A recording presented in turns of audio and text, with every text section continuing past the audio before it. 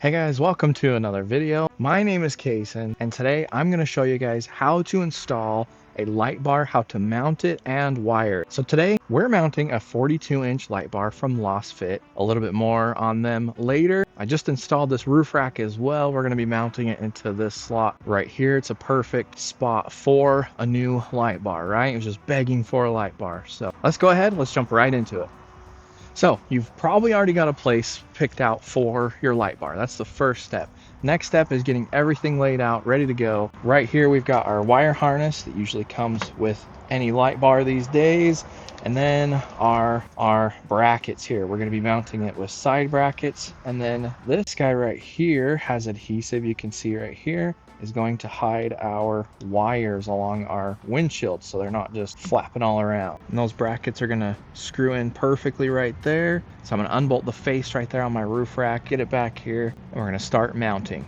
Here we go. I've got the face of the roof rack off of my truck. You can see these are the brackets that actually came with the roof rack. I think we're gonna use these. They're a little bit meatier than the ones that came with the light bar. These would have been just fine. I think we're gonna go with these bad boys.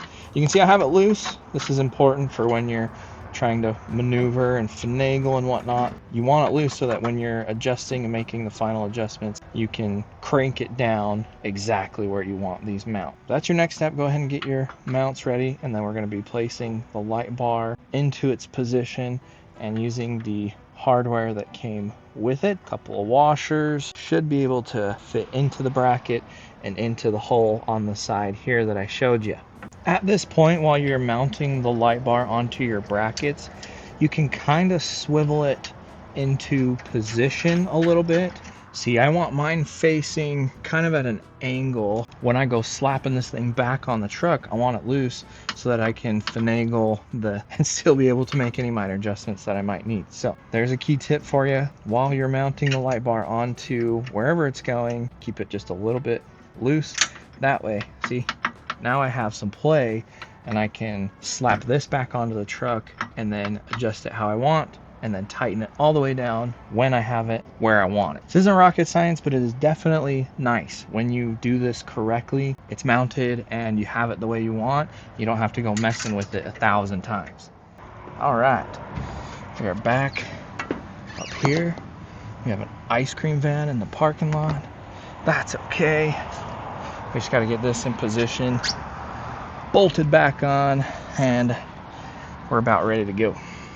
All right, now that we are mounted and somewhat adjusted, you can see I have my wire harness plugged in here. The wiring is going to be our next step. So first things first, with most things we have our positive and our negative. I actually have a switch panel up here that I'm going to be wiring my positive and negative into. But if we were just hooking this up to the battery, we put our negative with our ground and our positive with our positive over here. Then we take our relay, and they should come with a way to mount it to the truck. And you can choose a spot to mount that with a self-tapping screw or the hardware that came with your light bar. The next wire is going to be our switch wire. I have it taped up just because I'm using a different switch. Taking the tape off, you can see we have a black wire that's also negative, red that is also positive, and then our yellow, which is the switch light wire. If you have a 4-wire switch, that 4th wire is a hot wire. What that means is it's just going to be backlit. Your button's going to be backlit while you're driving. It doesn't necessarily matter. In fact, I have a switch in there that's a 4-wire. That 4th wire is not even plugged into anything. And while I'm driving at night, it's off. I can't see that button. I just know where it is. Once I push the button, just like this 3rd wire, then it becomes backlit. I can see where the light is, and it's all personal preference. So there's just some helpful knowledge and tip for you. What I'd like to do now is show you guys how I'm going to finagle all the wiring from this light bar. And to do that, we have some hide a wire, I guess you could call it, this rubber flexible tubing. The wire is going to go inside of there with the adhesive on the back. We're going to stick it right here on the corner of my windshield. We might be able to see it just a little bit, but you can see that wire up there is going to fit right along this. It's going to go all the way down underneath this boot right here, which then leads out into here.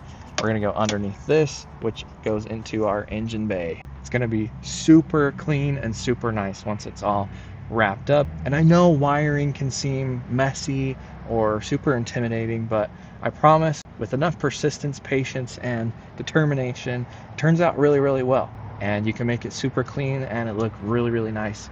And in the end, you'll set it and forget it once it's done right and have a switch that works and all just a big system that works together really well. So I'm going to turn the camera off right now. I'm going to maneuver all of my wires throughout the engine bay and down my windshield and get everything into place. And then I'll turn the camera back on and show you guys the final wiring and the light bar working.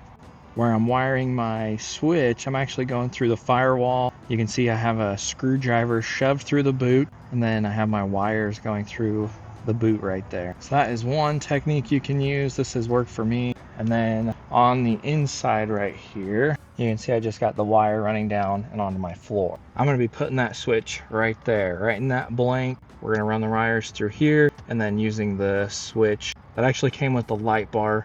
The other switch that I have for this didn't work out, so we're gonna make it work for us. That's where we're going, through the firewall up into here, making it nice and clean. And there we go, we have it plugged into the MIG tuning switch panel. Right there's our positive and our negative, hooked up, ready to go. You can see we have electrical tape just taped up our extras. We're gonna zip tie and just make sure everything stays put, doesn't go jangling everywhere. And then we have our wire running up right here with our plug. And then where does it go? Where did it go, guys? That's so cool. This hide a wire stuff is so awesome. Link down in the description, of course. And then unfortunately I had to route this wire on the outside of my rack. You guys can see right here, like there just isn't enough space for it to squeak by or go underneath or anything like that. So I tried and tried and tried everything that I could, but it has to route on the outside of my rack, which is fine. I mean, it kind of blends in anyway. From a distance will be fine. Inside, like I showed you, that just routes through the firewall, through the dash, and then we push our button. Boom.